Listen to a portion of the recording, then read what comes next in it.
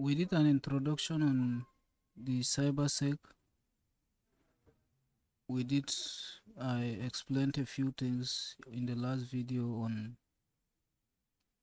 the things you should put in place when considering creating a social media account.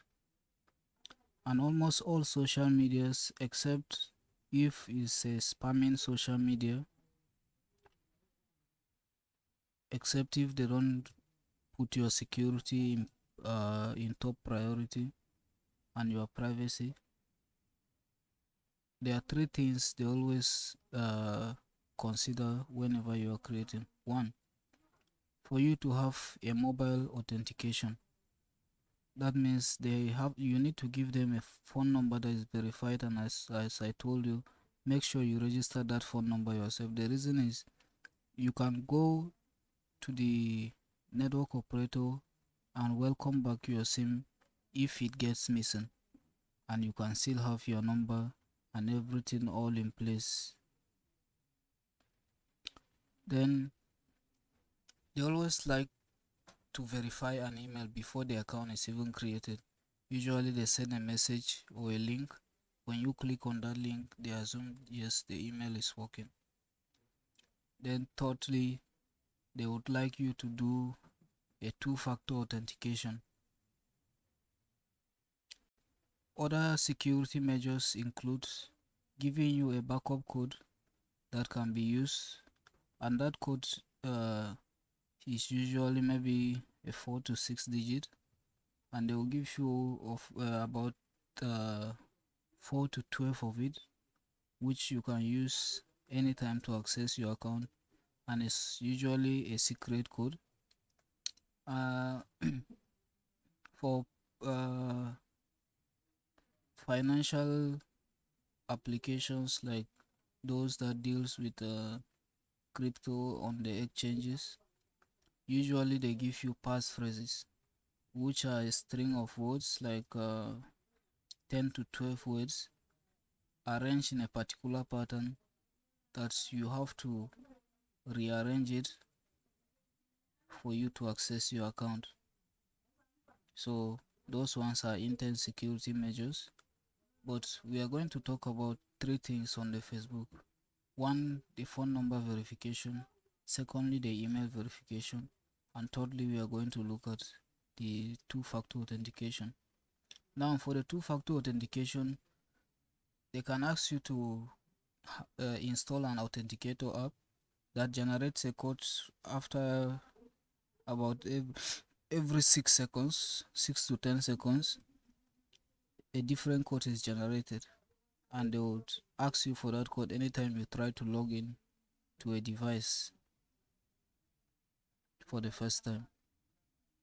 Now, when you are logging into a device for the first time, they always ask you if you want to trust that device, if you want to leave the account logged in on that device, or you just want to use your password anytime you want to log in on that same device again.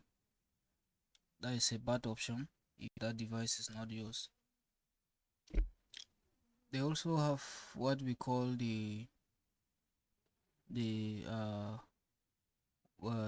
tab, which links your mobile phone to your account, so that anytime you decide to log into any device, they send a message, usually a pop-up.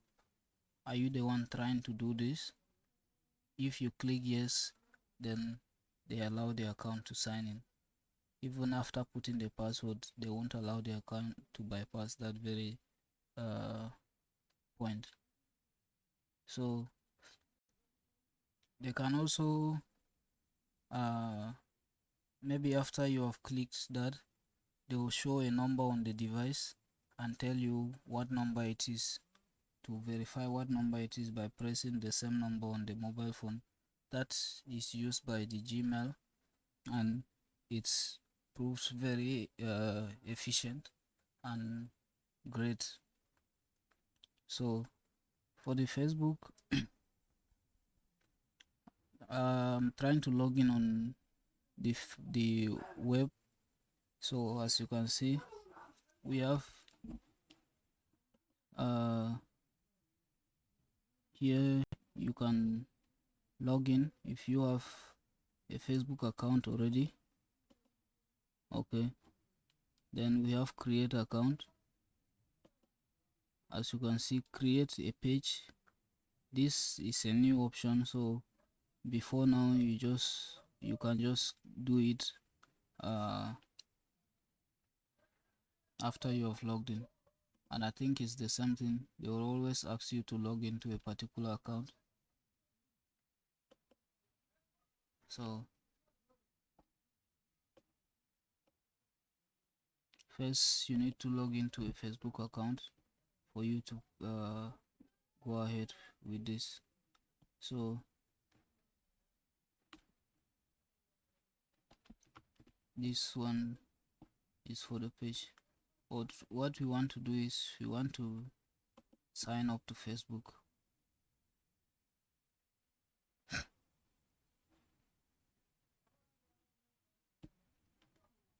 So these are the first options Facebook asks you.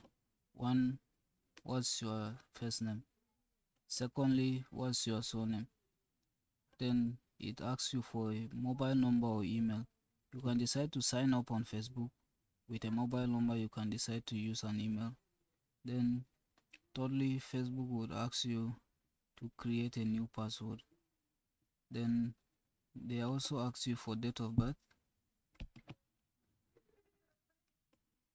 I don't know why my screen is doing this. Why is it?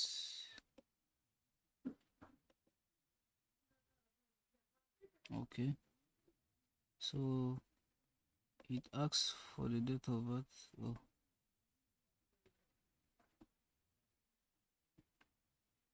this is because I'm interacting with the recording device. So after you have signed up, you can now proceed with the next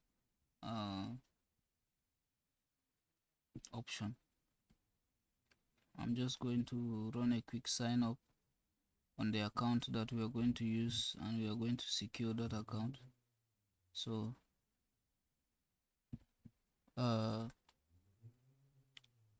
this is not new. You just fill this form and click sign up. If you're using a phone number, they always send you an OTP code to verify that the phone number is active and is with you. If you are using an email, they will send a link to that mail. You click the link and they assume the email is working and it's good to go. Okay, so